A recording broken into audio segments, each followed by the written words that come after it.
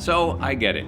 You're torn, you want to feel all the feelings that your character is having, but you got all these words all lined up and ready to go.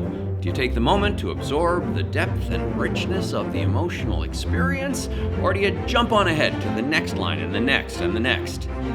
Hang with me for a little bit, and I'm going to break all that down. It's the thing that most clearly than anything else separates the modern and the classical actor.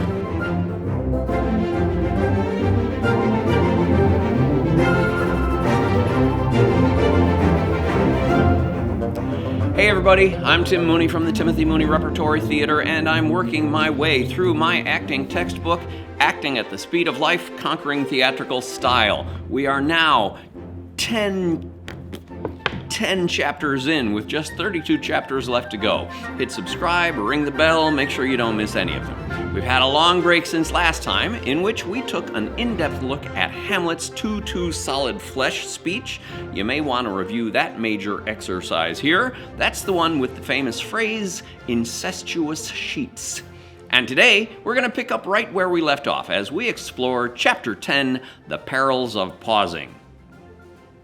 They were participating in a work of art that was larger than they as individuals could ever be. On first glance, we tend to resist the consonants in that Hamlet speech. We look at them and say, oh, that's too hard. Let me just see if I can get through this. And we whip through it, gliding as quickly across the consonants as we might, skirting the difficult passage of to post with such dexterity two incestuous sheets, and concentrating on the pause that we are going to take right before the final, but break my heart, for I must hold my tongue. During that pause, all will be revealed. The depth of my torture, the anguish of my struggle, the strength of my revulsion. Well, that's just wrong. The text itself is the content. You are the vessel for the content of the play. It passes through your lips. Once you make your job as an actor about what you are going to do to embellish that content in lieu of the text itself, then you are disassembling the play. Take a look at a printed edition of a classical verse work, or at least most editions. Some publishers don't follow this practice so much anymore. Notice the spots where characters deliver short 3 or 4 word speeches. What happens to that text? Does the publisher run it all along the left margin like we would today? No, depending on the publisher, the text usually does this little stair-stepping routine as the lines work their way across the page, each picking up where the other left off until the line of verse is complete. Only then does a full return start a new line back at the left margin. Shakespeare, or whomever was signing his or her name as Shakespeare 400 years ago, wrote this exchange as a single line of iambic pentameter verse. But why did Shakespeare bother? If the actors were caught up amid an exchange of lines anyway, why was he so persnickety as to maintain this arbitrary 10-syllable form? Isn't that a bit, as we would say, anal? It is a modern invention to consider that a play is an exchange of dialogue in a realistic situation where two people trade their thoughts at a contemplative pace. The theater was an event. There was no television or newspaper. There was the church, the theater, the public bazaar, and the court. The opportunities for open discussion of public matters, the availability of a forum for the dissemination of thought was limited, and they made every syllable count. The theater was where one went to understand the world and one's actions within the community. A play was not an entertainment option. The play was the central hub for great ideas to be explored and declaimed. In Greek times, it would often mean a lone performer standing on enormous shoes, kothurnai, to make their figure taller, wearing a mask to emphasize their features, whereby you might be seen by an audience up to 200 yards away. And, of course, reciting epic poetry, speaking fully. The theater was the delivery vehicle for the greatest poetic work of the day, and the poetry became more interesting when shadings of contrary opinion in the poem were addressed by more than one performer, thus dialogue was born.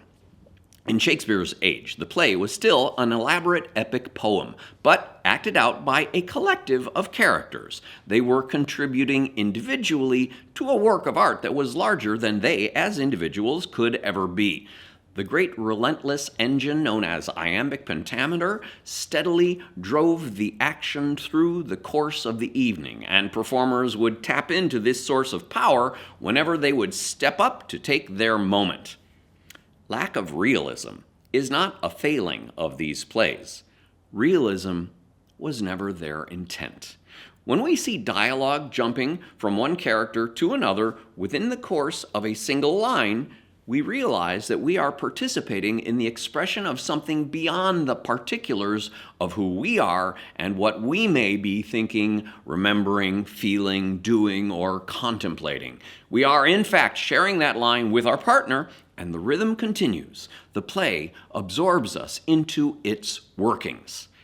This is alien to modern thinking. We are obsessed with the image of this or that individual actor, their look, their style, their quirk, their inflection, their mumble, to the point that characters are intertwined with actors, and actors have replaced the text as the primary vehicles of modern theater.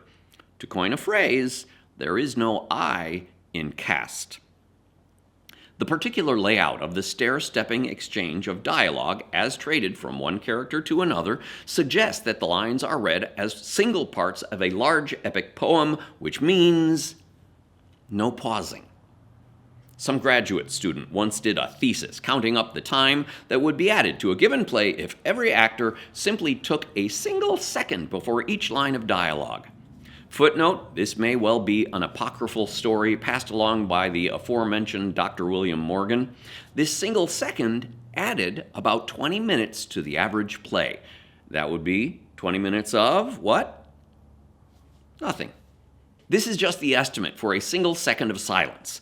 How easy is it to fall into that languid rhythm where we take 2 seconds or 3 to absorb the intent of the line that has reached us, think about our response, work up the desire or the will to deliver it, and thereupon to speak. This is how we end up with productions of Hamlet that don't get out of the theater until well after midnight.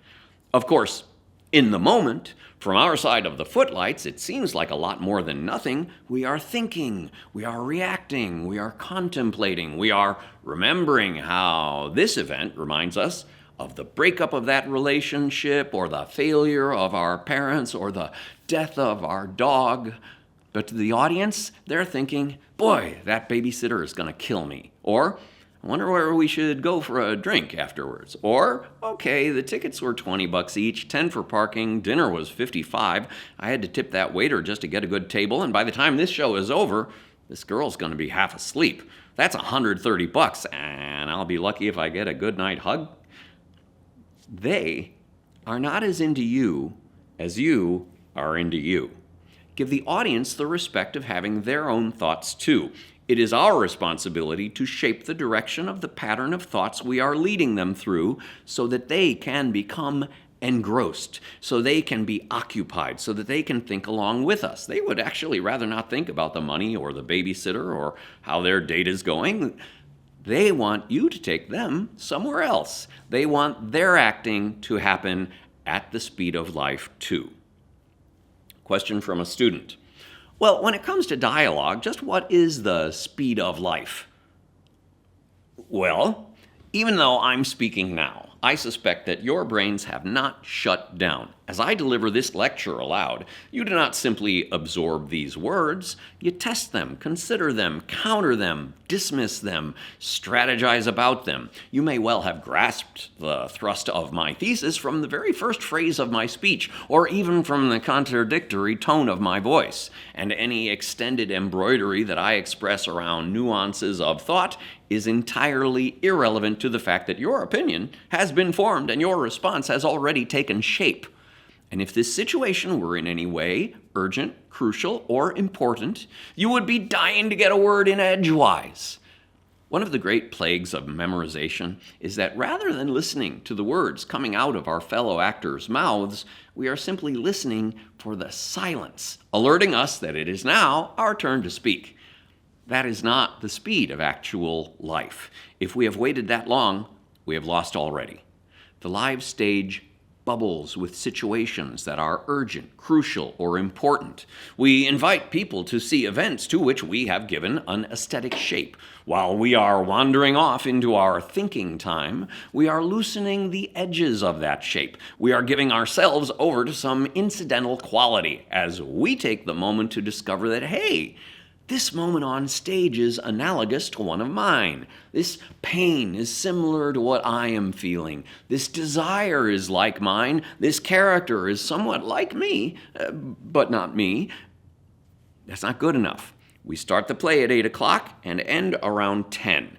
And for those 2 hours traffic of our stage, we have the ability to give shape to something, to lead the viewer from one event to the next, to the next, to fix a shape that we have chosen to mold both physically and temporally in time, so that when that viewer walks back out the door, he or she will be somehow different. He or she will have been moved. Every time we pause, we leave that audience to wander off and hit the reset button. They go back to zero. They rethink. They drift. We're now facing a lot of heavy lifting to get them back to where they were. A brief story, let's say a soliloquy. Spending a summer as an intern with the Alabama Shakespeare Festival many years ago, I carried banners, juggled, fought, and danced, and we had a sort of a company policy. We were not to pause through the course of a performance. We would jump on that train every night at 8 p.m., not get off until 10. As speaking parts were rare that summer, the policy had little impact on me. As the attendant to Theseus in Midsummer Night's Dream, for instance, I would appear at the very beginning of the play and not return until the final act, 90 minutes later. In the meantime, I would return to the green room beneath the stage. There, I would get out of my stylish Theseus attendant jacket, loosen my shirt, roll up my sleeves, and do what actors do during time off. Play backgammon or cards, flirt with the seamstress, write letters. In the background, the intercom would play the dialogue as it was rolling along upstairs. It became a sort of a constant hum in the background, and we rarely paid any attention to it unless we had an entrance approaching. At that time, we would rearrange the costume, button, tuck, unroll, fasten. We would climb the tall staircase, which doubled back upon itself, working its way to the stage level. Hunt down the props, be it a banner or a halberd or a pike, and get into place. And then there were those actors who had not quite bought into the company philosophy, or didn't see how it applied to them. And every now and again, over the speakers, in the green room, in the bowels of the theater, silence would descend.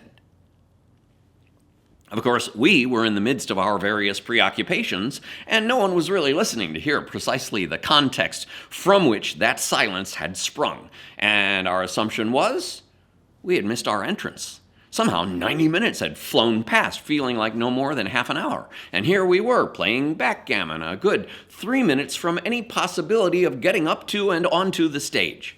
Collectively, we clutched, we leaned forward, we held our breath, replaying the last few scenes in our minds. They couldn't possibly have gotten to the end already. I would have at least had to hear this or that incident or laugh line, or had perhaps someone missed an entrance? Had we jumped ahead in the play? Was there a prop missing that brought the show to a dead halt? Well, we all looked at each other. And there was always one actor who had been there many times over several seasons of this style of performance, who recognized the antics of the performer who was on stage taking his moment. He would remain comfortable in his chair with a superior smirk on his face, taking us all in. And we would turn to the one bastion of calm in the midst of our panic, and he would note in his most smug, languid tones, "Oh, they're just acting." And in this theater, you never wanted to be accused of acting. Acting suggested that you were bringing something else to the play that wasn't there already. Or worse, that in your own act of self-indulgence, you were leading the play out, away from itself, somewhere into yourself, before wandering your way back. And I mention this largely because it points up one thing. that when we were doing the thing upright, you noticed the pause. Does this mean that we can never pause? No. Does this mean that we shouldn't ever pause? No, again. In fact, Shakespeare did occasionally build pauses into his verse. Every once in a while, we stumble across an abbreviated line with perhaps only 5 or 6 syllables, or 1 syllable, such as Richard III exclaiming, "Ha!" as the only syllable in a full line that stands alone. If we investigate what is happening on stage at that moment, we almost always find a good reason for a pause. Life needs shadows to bring out the highlights. Where all is highlight, everything is a blinding blur. If every theatrical moment features a pause that is fraught with endless meaning, then that meaning cannot be set into any kind of context, and thereby no unique meaning may be recognized or understood. Take the play that has been rattling along at a healthy pace for a while. The audience gets accustomed to this. They feel themselves buoyed by ongoing words, and then the words stop. Whatever happens in that moment will rivet the audience's attention. Whatever happens after that will get the laugh, or the tingles, or the gasp, or the sigh. We look to that which is different to understand the meaning of what has led up to it. When pause follows pause, very quickly we stop endeavoring to pry open the actor's brain to figure out what is inside. An extended aside. I flash forward to the present. Just today, as I wrote this, I attended a presentation of one of my own Molière scripts, a play that ran less than 2 hours, including intermission, when I directed it, now runs 2:45. It's not a bad performance by any means, and yet they are not using the momentum of the lines to engage the audience and haul them speeding down that relentless track towards the climax. Here, the average line gets a couple of seconds to get underway. The lines themselves, when spoken, are clear and understandable, bravo, but then the actors add a panoply of vocalized noises in between the lines. The words that I gave them are not enough, and they need to add ah, ooh, and even yes. These are actors who do not trust themselves to deliver the meaning on the lines themselves, and so they are putting their energies around and between the lines. What had been simple, clear, and eloquent was becoming muddled, stretched, and repetitive. Or perhaps they do not trust the lines I wrote to convey all of the humor of which they are capable. Caution. I am not talking about speed or rate. Some actors, when the director insists don't pause, actually imagine the imperative talk fast. This is not by any means what I am suggesting. Slow speech can be even more dramatic or effective than quick speech. Quick speech, which often emerges as maddeningly incomprehensible blurty speech, in which 3 to 4 words bubble out suddenly, followed by a breath, and then 3 to 4 more words, can be extremely frustrating, as the performer fails to take that extra instant to close off or clarify those consonants, or make him or herself understood, especially with words which may be slightly unfamiliar to the modern ear. The proper rate of speech also varies by venue. The size and shape of the performance hall determines how long the sound will travel before hitting a reflective surface and bouncing off in a different direction, which will overlap and interfere with the next sound wave that is emerging from the mouth of an actor.